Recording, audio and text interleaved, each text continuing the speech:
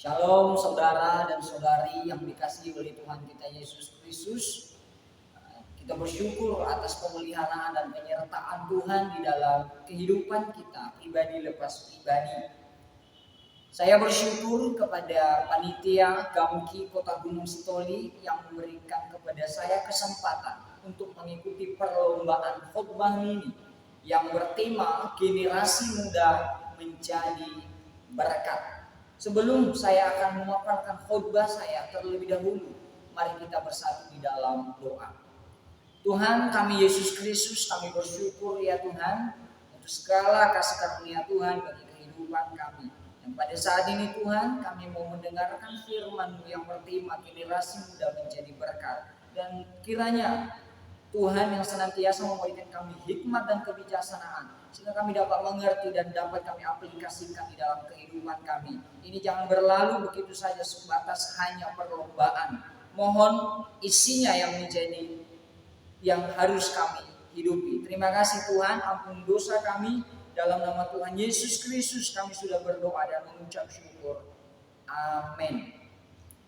Baik saudara yang dikasihi oleh Tuhan, kita membuka Alkitab kita yang terambil dari 1 Timotius pasalnya yang keempat ayatnya yang ke-12. Demikian firman Tuhan. Jangan seorang pun menganggap engkau rendah karena engkau muda. Jadilah teladan bagi orang-orang percaya dalam perkataanmu, dalam tingkah lakumu, dalam kasihmu, dalam kesetiaanmu, dan dalam kesucianmu. Lembaga Alkitab memberikan tema adalah tugas Timotius dalam menghadapi pengajar sesat. Jadi tema yang telah ditentukan oleh panitia adalah generasi muda menjadi berkat. Berkat dalam Kamus Besar Bahasa Indonesia adalah karunia Tuhan yang membawa kebaikan dalam hidup manusia atau pengaruh yang baik bagi lingkungan, bagi kehidupan sesamanya, dan bagi orang-orang yang ada di sekelilingnya. Saudara yang dikasihi oleh Tuhan, generasi muda ini harus dapat memberikan contoh atau teladan yang baik, harus menjadi panutan yang baik, harus menjadi pengaruh yang baik, yang mendatangkan kebaikan bagi semua orang yang ada di sekelilingnya. Dan caranya bagaimana supaya generasi muda ini dapat menjadi berkat? Bagaimana generasi muda ini dapat menjadi contoh? Bagaimana generasi muda ini bisa menjadi orang yang berpengaruh di tengah-tengah masyarakat? Caranya apa? Mari kita lihat yang pertama di dalam 1 Timotius 4 ayat 12 ini tadi dijelaskan bahwa harus menjadi teladan dalam perkataan. Teladan artinya panutan, menjadi contoh. Artinya ini tidak mudah menjadi teladan, tidak mudah menjadi contoh. Itu kita haruskan bagaimana pemuda ini, generasi muda ini bisa menjadi teladan. Yang pertama, harus menjadi contoh atau teladan dalam perkataan. Perkataan dalam terjemahan bahasa sederhana Alkitab yang dalam nats ini diterjemahkan adalah cara berbicara. Artinya kita menggunakan mulut kita ini membangun orang lain yang lagi hancur. Kita menggunakan mulut kita ini untuk memotivasi orang yang lagi bergumul. Kita mempergunakan mulut ini untuk mendorong orang yang lagi putus asa, yang lagi hancur, yang lagi down. Itu penting untuk kita gunakan mulut ini. Kita mempergunakan mulut ini untuk menyemangatkan orang lain. Kita mempergunakan mulut ini untuk menghibur, untuk mendorong mereka yang sedang berduka atau yang sedang sedih. Di atas semuanya itu, mari kita mempergunakan mulut ini untuk memperkatakan firman Allah. Kita mengumandangkan amanat agung Tuhan Yesus Kristus di dalam Matius pasal 28 ayat 18 sampai ayatnya yang ke-19. Karena apa? Karena dikatakan di dalam Alkitab, Kisah Para Rasul 4 pasal ayatnya yang ke-12 dan juga Yohanes pasal 14 ayatnya yang ke-6. Keselamatan tidak ada di dalam siapapun juga selain di dalam Tuhan kita Yesus Kristus saja. Hanya ada satu keselamatan, yaitu Yesus Kristus. Mari kita gunakan mulut ini untuk kemuliaan Tuhan. Tidak ada gunanya kita mempergunakan mulut ini untuk menjatuhkan orang lain. Tidak ada gunanya mempergunakan mulut ini untuk menarik orang lain jatuh. Kita tidak ada gunanya mempergunakan mulut ini untuk mengatakan hal-hal yang kotor, untuk mengujarkan kata-kata kebencian. Karena itu pemuda tidak akan bisa menjadi berkat bagi orang lain jika mulutnya dan perkataannya tidak menjadi berkat. Yang kedua adalah harus menjadi teladan dalam tingkah laku. Tingkah laku artinya perbuatan atau gaya hidup yang diekspresikan melalui dari hari ke hari. Perbuatan berarti berbicara tentang tata krama atau etika. Mari, generasi muda harus bertindak sebagaimana orang yang berpendidikan, orang yang telah terpelajar, orang yang telah keluar dari daerah. Generasi muda ini harus rendah hati. Rendah hati. Tinggi hati, Amsal mengatakan bahwa itu awal dari kejatuhan. Tinggi hati adalah mendahului kehancuran. Tinggi hati adalah kekejian di mata Tuhan kita. Rendah hati pemuda-pemudi atau generasi muda ini artinya ketika kita salah, mari kita minta maaf. Mari kita akui kesalahan kita. Mengalah bukan berarti kalah.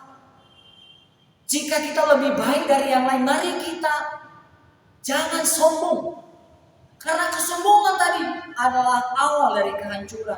Jika orang lain salah, mari kita tegur dan menasehati mereka. Mari kita dorong mereka. Mari kita sampaikan firman Allah yang membangun dengan perbuatan-perbuatan kita. Artinya apa? Generasi muda ini harus rendah hati dan bertindak atau beretika atau memiliki tata krama yang baik. Itu baru namanya generasi muda yang menjadi berkat. Yang ketiga adalah harus menjadi teladan dalam kasih. Kita mengasihi karena Allah telah terlebih dahulu mengasihi saya dan mengasihi saudara. Kita mengasihi orang lain karena itu adalah perintah Allah untuk harus kita lakukan. Matius 22 ayat 37 sampai 39. Dari ke-10 hukum Taurat Tuhan menyimpulkan 2. Yang pertama, hukum yang pertama sampai 4 itu hukum yang tertuju kepada Allah. Kita mengasihi Allah. Hukum yang kelima sampai ke-10, hukum yang tertuju untuk kita kasih, untuk kita terapkan, untuk kita ekspresikan kepada sesama kita manusia. Mengasihi Allah dan manusia harus dengan sepenuh hati. Tidak boleh setengah-setengah. Dikatakan di dalam Matius 22 ayat 37 sampai 39. Kasihilah Allahmu dengan segenap hatimu, segenap jiwamu, dan segenap akal budimu. Tidak boleh setengah-setengah. Mengasihi orang lain jangan karena ada hubungan darah. Mengasihi orang lain harus tidak memandang bulu. Jangan. Kita mengasihi mereka karena yang pertama tadi adalah karena Allah lebih dahulu mengasihi. Yang kedua, Allah itu telah memberikan perintah kepada kita untuk harus kita mengasihi. Mengasihi orang lain jangan memiliki motivasi yang salah. Itu yang salah. Kalau kita memiliki perspektif atau memiliki motivasi yang salah, itu akan membuat saudara dan saya akan kecewa dan tidak akan pernah bertahan. Oleh sebab itu, marilah kita memiliki kasih yang seperti yang dimiliki oleh Tuhan kita Yesus Kristus. Poin yang keempat adalah harus menjadi teladan dalam kesetiaan. Akar kata setia adalah setia. Setia berarti berpegang teguh pada janji, berpegang teguh pada pendirian, patuh atau taat. Artinya apa? Kesetiaan adalah keteguhan pada janji. pendirian dan patuh atau taat. Dalam bahasa Inggrisnya adalah faithful. Jika fullnya, FL-nya dihapus, berarti iman. Faith-nya adalah iman. Artinya mari kita sebagai generasi muda ini menjadi berpegang teguh pada janji, pada pendirian, pada iman yang telah kita terima, pada apa yang telah kita percayai. Itu adalah iman. Marilah kita generasi muda ini setia pada pekerjaan Tuhan, pada pelayanan Tuhan, setia untuk beribadah dalam persekutuan yang telah disampaikan oleh firman Tuhan Ibrani 10 ayat 25. Marilah kita setia di dalam doa, karena doa adalah nafas kita dan juga alat komunikasi kita dengan Allah.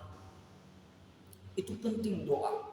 Doa itu sangat penting di dalam kehidupan kita sebagai pemuda. Dikatakan di dalam Alkitab bahwa ketika kita tidak memiliki Tuhan dan tidak mengandalkan Tuhan dalam hidup kita, maka kita adalah orang-orang yang akan dibinasakan oleh Tuhan. Dan kita tidak bisa berbuat apa-apa. Marilah kita setia dalam segala keadaan. Setia memang gampang susah. Dan kita diajar oleh Tuhan bahwa Tuhan akan turut bekerja. Tuhan akan memelihara kita dan Tuhan akan memampukan kita untuk melakukan kehendak-Nya. Oleh sebab itu, mari kita semakin setia dan semakin giat melakukan pekerjaan Tuhan.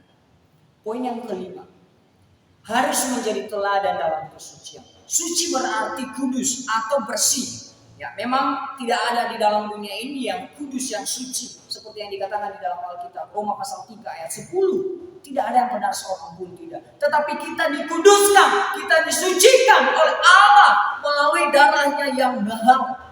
Kudus dalam bahasa Ibraninya adalah kados, pemisahan atau keterpisahan. Dalam bahasa Yunaninya adalah hagios atau terpisah. Artinya apa? Kita orang-orang percaya sudah terpisah.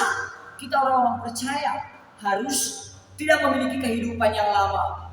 Bagi kaum pemuda, marilah kita menjauhi minuman-minuman yang beralkohol, rokok, narkotika, dan juga free sex. Itu tidak baik, itu tidak sehat. Bukankah kita tahu bahwa tubuh kita adalah baik roh Allah, baik roh Tuhan? Oleh sebab itu mari kita jaga hidup ini, kita jaga tubuh ini untuk memberikan kemuliaan bagi nama Tuhan. Bagi perempuan, mari gunakan pakaian-pakaian yang sopan, yang teratur. Itulah yang disebut dengan generasi muda yang dapat menjadi berkat. Menjadi berkat tidak harus menjadi kaya. Menjadi berkat tidak harus menjadi orang yang bisa melakukan pekerjaan apapun. Menjadi berkat bagi orang lain melalui perbuatan kita. Kesimpulannya, saudara yang dikasihi oleh Tuhan, berkat, menjadi berkat tidak harus menjadi orang yang bangsawan, tidak harus menjadi lebih pintar dan tidak harus menjadi orang tua atau dewasa. Tetapi generasi muda ini dapat menjadi berkat. Dari kelima poin yang telah saya sampaikan, yang pertama adalah cara berbicara atau cara berkata yang memuatkan dan membangun orang lain. Yang kedua, dalam tingkah laku atau orang yang memiliki etika, tata krama. Yang ketiga adalah dalam kasih, mengasihi tanpa batas, mengasihi tanpa memiliki motivasi yang lain. Yang keempat, dalam kesetiaan, marilah kita setia dalam segala aspek. Dan yang kelima adalah dalam kesucian kita. Marilah generasi muda menjaga kekudusan hidup, menjaga kesehatan tubuh jasmani maupun kesehatan jiwa dan roh melalui firman Allah yang harus kita makan setiap hari. Amin untuk firman Tuhan. Terima kasih, Tuhan Yesus memberkati. Mari kita berdoa. Tuhan kami yang di sorga, kami bersyukur untuk firman-Mu yang menguatkan kami, yang mengingatkan kami kembali oleh generasi muda ini memiliki dan menjadi berkat bagi semua orang melalui tutur kata kami, melalui kesucian kami, melalui kasih kami, dan melalui perbuatan-perbuatan kami. Terima kasih Tuhan, mampukan kami, ampuni segala dosa dan pelanggaran kami. Hanya di dalam nama Tuhan kami Yesus Kristus kami sudah berdoa dan mengucap syukur. Amin.